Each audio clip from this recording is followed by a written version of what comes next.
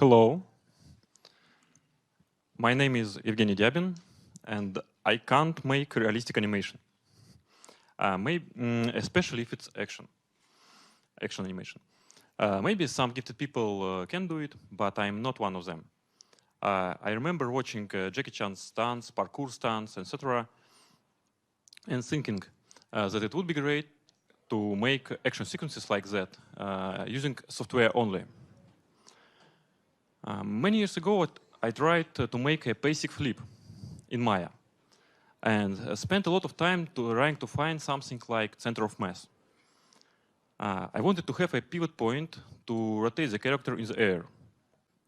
And center of mass would have seemed to be a decent option.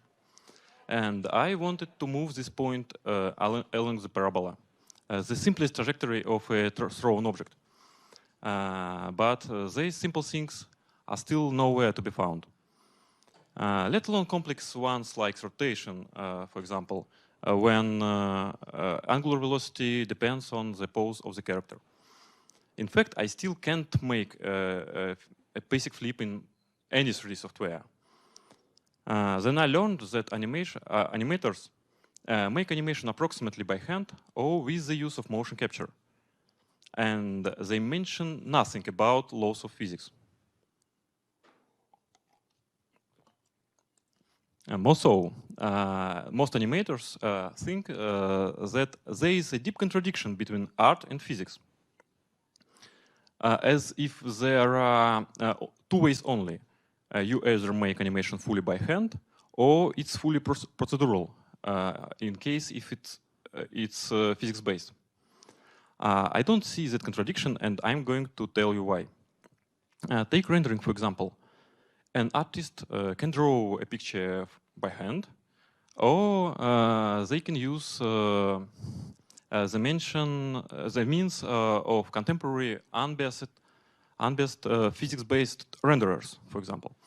A renderer provides accurate perspective, materials, and reflections, with the artist being fully in control of the creative aspect. In this case, there seems to be no contradiction between art and physics.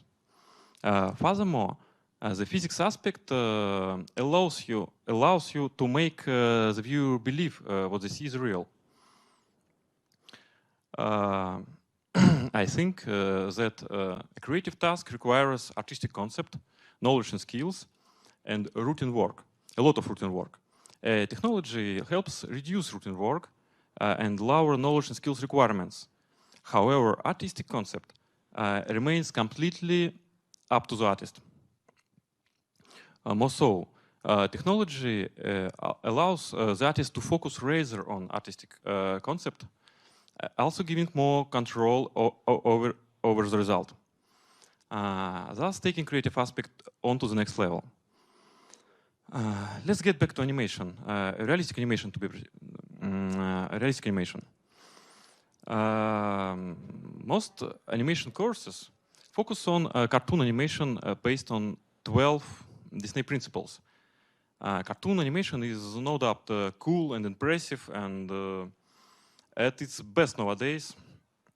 But what it meant to make people believe it's real? I don't think so. Today, in order to get a realistic result, you've got to use motion capture. So what is the difference between cartoon and realistic animation? Maybe some of you have heard about uncanny valley. When an android or a robot reach a certain level of realism, it becomes somewhat uncomfortable for the viewer to watch. Uncanny, so to speak. However, if we manage to make the viewer believe it's real, that uncanny effect disappears. I think that cartoon animation is way to stay on the left side of the valley, when the motion capture allows to reach the right end, avoiding the uncanny effect. Falling into the valley occurs when we are trying to deceive the viewer, but they can't tell it's fake. Historically, animation was cartoon. However, now realistic animation is required more often. Realistic CG characters are often used in movies now, and games have always been full CG. As you can see, even the brands that were initially cartoon ever so often go for realism, whether we like it or not. Take a look at any modern CG character in the cinema nowadays. It's physics-based head to toe. Hair and skin, head and cloth simulation, muscles and skin simulation, even rendering is physics-based. Games follow the same path.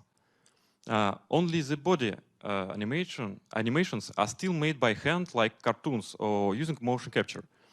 And animators are still avoiding the word physics. It's strange. So, what a realistic body animation really is? I think it means natural poses, natural behavior, and accurate physics. And I believe that animators can make natural poses, they can make natural behavior, but they absolutely can't make physics accurate. And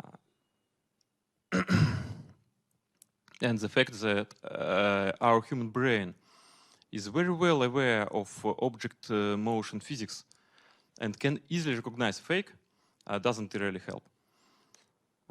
Take a simplest example, falling dice. You can convince the viewer it's real only with the help of simulation. It's almost impossible to do by hand, to do it by hand. If an animator can't make a realistic dice fall, what can we say about the character? More so, I think accurate physics is key for realism. For example, Spider-Man may have natural poses, non-human behavior and abilities, but if he has accurate physics, then it makes the viewer believe what they see is real.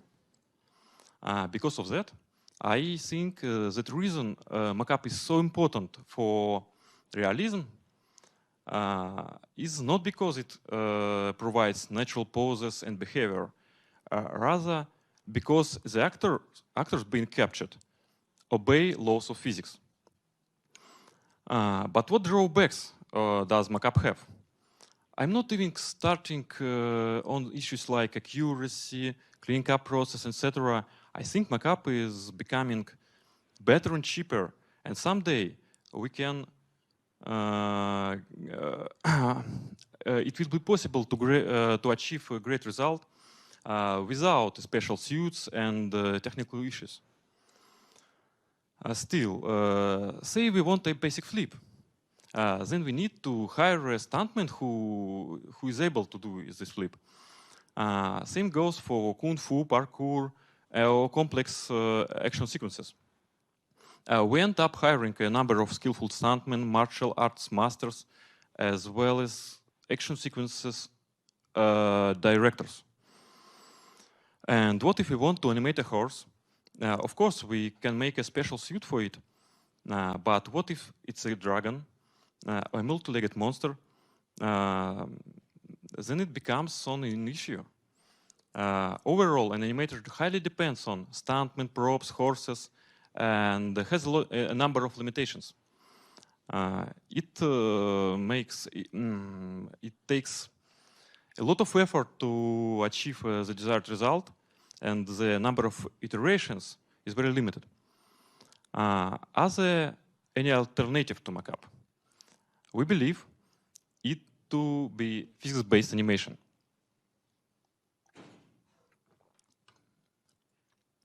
Endorphin was one of the first on this path. It gave the animator a physics model with forward dynamics. The animator would control the poses and see what happens. This skill required a lot of training. It's like a Tory Burch game where players change poses frame by frame and can achieve some result but that also required a lot of training. Although these movements these movements are completely physics-based, but are still something wrong about them. They don't seem natural. Another example. This is Atlas, a robot by Boston Dynamics. We can be sure that he moves according to laws of physics. But his movements are far from being natural. So what's the problem? When you work with forward dynamics, it's very difficult to choose the poses that lead to desired result. And it's very difficult to make changes to the animation. The character ends up moving like a wooden doll or a robot. We have to give animators more space to express their creativity and artistic skills.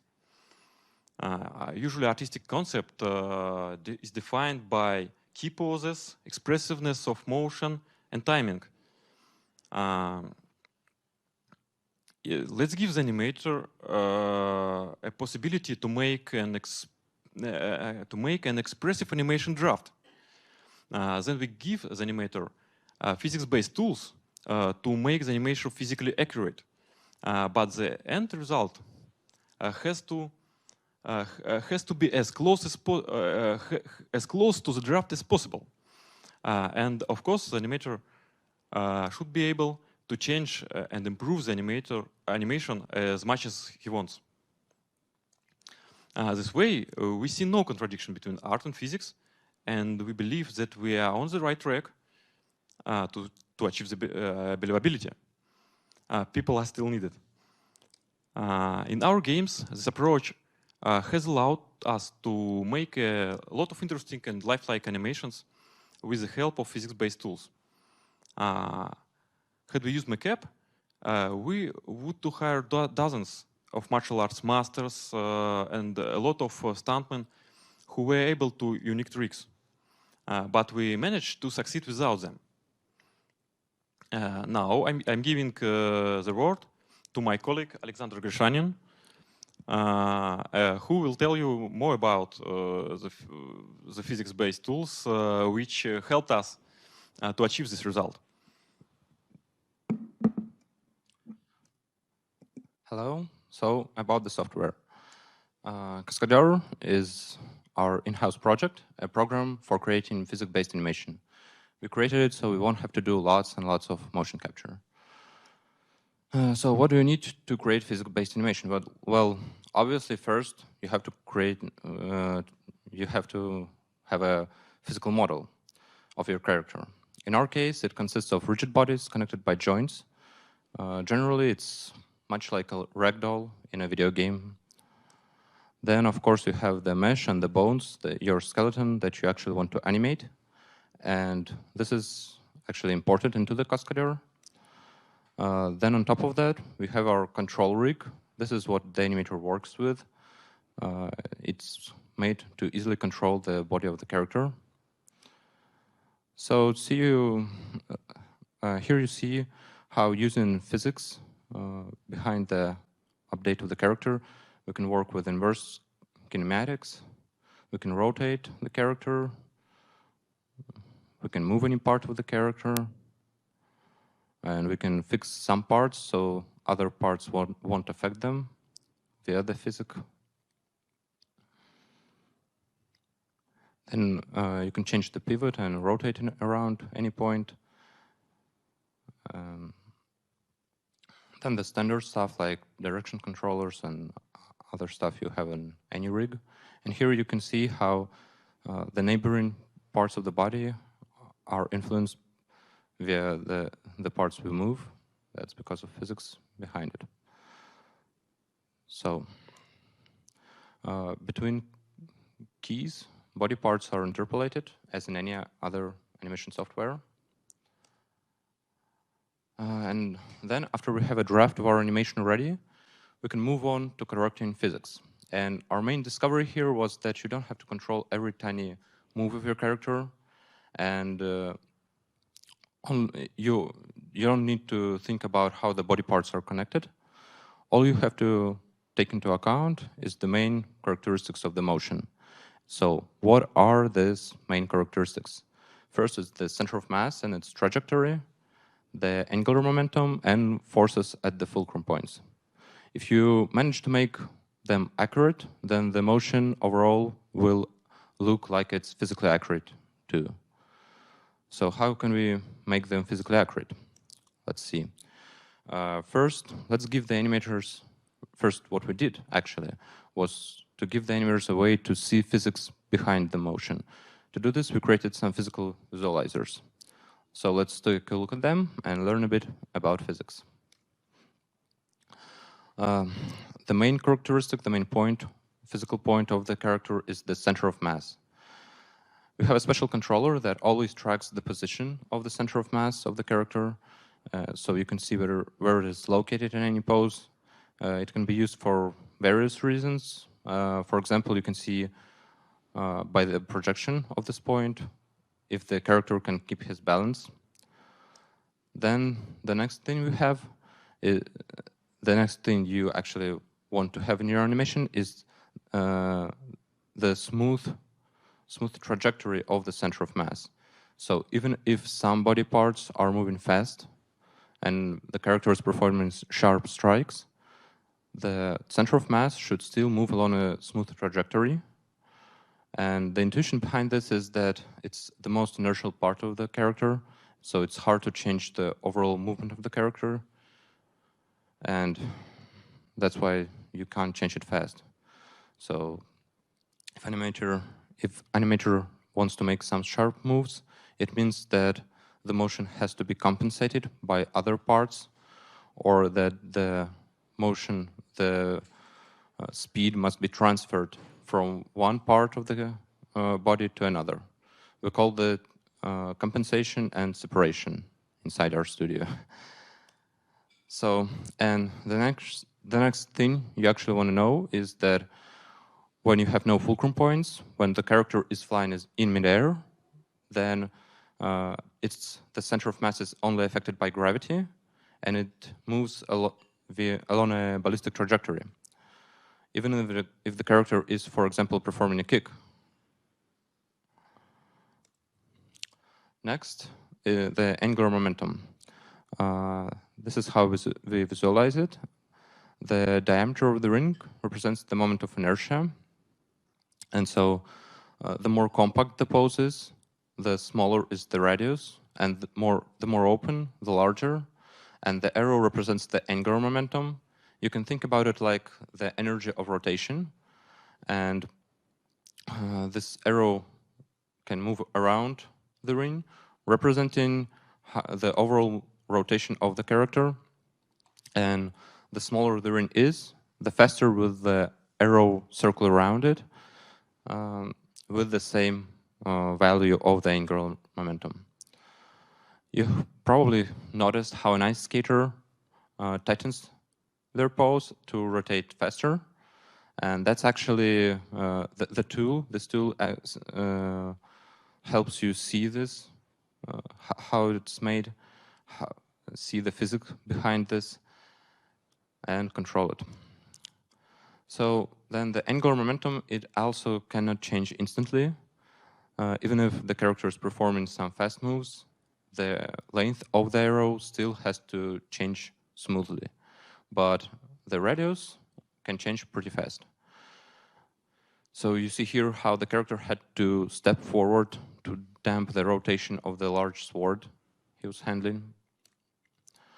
And the laws of physics state that when in midair, when you have no fulcrum points, then the angular momentum is preserved. So what that basically means is that your arrow, if it was like 5 stripes long at the start of the jump, then it has to be this length throughout the whole jump till the end. Then the fulcrum points, they are more complicated. It's the only way we can actually change the trajectory of the center of mass or the angular momentum. And we can calculate the forces based on the neighborhood frames, the forces that are moving the character. And then we visualize the force at the center of mass, and the inverse force is applied at the fulcrum point. And if they lay on one line, then there will be no impact on rotation. If not, then the character starts to spin. So a fulcrum point binds center of mass and trajectory together. Breaking the laws of physics. And of course, in an actual sequence of frames, in our animation, the animator can animate the body so it contradicts the laws of physics. And how do we notice this? Well, if the center of mass, for example, deviates from the parabolic trajectory when you have no fulcrum points, then we visualize it with a red arrow that shows that, there are some external forces applied to the center of mass. And you might actually want to do it. Your character might be levitating, but you can see and control this. And with the angular momentum, we draw a red sector that shows the difference between what the angular momentum should be and what it is. And you can also see it. And that's if it's in midair, and it shouldn't change. And when you have fulcrum points and you can calculate the forces that are applied there, then you can actually know, you can calculate what angular momentum you should have. And so again, we draw the error as the red sector. And this already allowed our animators to do the animations more physically accurate and improve the realism. But this kind of approach has its issues, two main issues. First, even if you see an error, it's not obvious how it can be fixed, and it's not always easy to fix it. Here you can see that you can actually rotate the character, or you can move his position and thus change the trajectory of the center of mass, or you can move the fulcrum point and so on. It's sometimes really hard to fix. And then the second thing, it's that something that shows you your mistakes, and by coloring them in red, it's not something that you actually you're not happy to see it. So no pain, no gain, but is it really the best way? Let's look at the tools that we made to help the animator, not criticize him. So first, it's the ballistics. Suppose you have a simple somersault, and we need to move the center of mass along a ballistic trajectory. So what do? Here we have a controller, the ballistic trajectory controller. It's actually really simple. You can create it using the velocity or the first and the end frame and the height. You can change any of these values. You can change the gravity. You can change anything you want. And then in the end, we just snap it to we just snap the position of the center of mass that we already have, as you remember, to this ballistic trajectory. And it seems really simple, but in reality, not everybody understands the connections between these values, and here they're easily editable intuitively. The rotation is more complicated. If you ever saw somebody doing platform diving, you probably noticed that if the diver has asymmetric pose, then it results in some unpredictable spins that are like hard to understand. This is called precession. And this is due to the poses being influenced by the directions of the inertia tensor's main axis. And if the angular momentum is not aligned with one of them, then this precession occurs. Well, I think everybody knows obvious physics like that, but let's move on.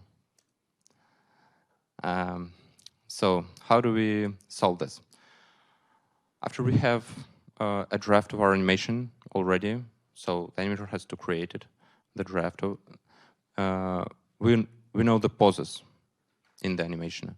From these poses, we can calculate some physical properties that allow us to just, for example, if we know the first and the second pose, to just do forward dynamics to simulate and to know how the character will rotate. And here you can see that small changes to the second pose result in, and in the red ghosts, you can see actually the results of the simulation, how small changes in the second frame affect the character a lot. But what if the first and the second frame is not what we want? Actually, usually you want to keep the first and the last frame of the jump. So then you have an inverse problem. And how do we deal with it? We have to find the right conditions. And in our tool, you just, in the Cascadeur, you just set markers of the valuable frames. And then the algorithm tries to fit such conditions that will fit these frames as much as it can be. And so then we just snap it again. And we could treat rotation and the motion of the center of mass as separate entities because we had no fulcrum points. With fulcrum points, they're connected, but as the tool, it's almost the same. So you again, this is like what you get when you simulate from the first and the second pose. And again, you see that very small changes result in the character falling that or this way. And if you don't want your character to fall, then you can set a marker of the valuable frame, and it will calculate how you have to modify the pose, so the character will stand and you'll get to a predefined position. So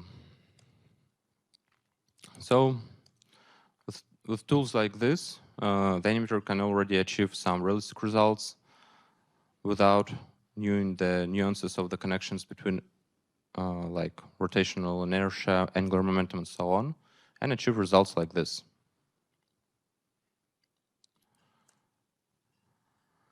These tools are already smart enough, but they still require some handwork.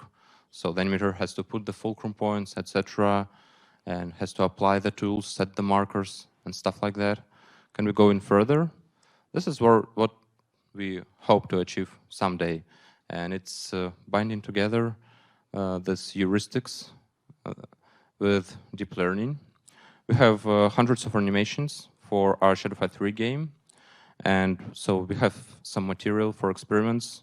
We hope to use this material to like try the neural network to learn how the positions, how the poses should be in the character, how the limbs should be situated with respect to one another, what the trajectories should be. So, and using the combination of heuristics and deep learning, we hope to create some tools that will eliminate the routine and help animators be like choreographers. And so, as the finishing words, we want to address the animators community. We are anyways simulating our reality. We hyperbolize something, but all in all, our virtual reality is based on the real world. So, and the core of this realism, the core of it is physics. And in modern computer graphics, more and more is based on physics. And we use the laws of physics to achieve realistic results. But the movements of the body are still either animated based on the 12 Disney principles or motion captured. And we think it's about time we provide animators with some physical tools that can actually let the animator make his motions, his animations physically accurate without knowing the physics and math beneath it. We propose a name for this kind of animation, physics-based animation, and we will try to provide the tools needed for creating it. And we actually think that either way, physics-based animation is inventable. So thank you. Thank you for your attention.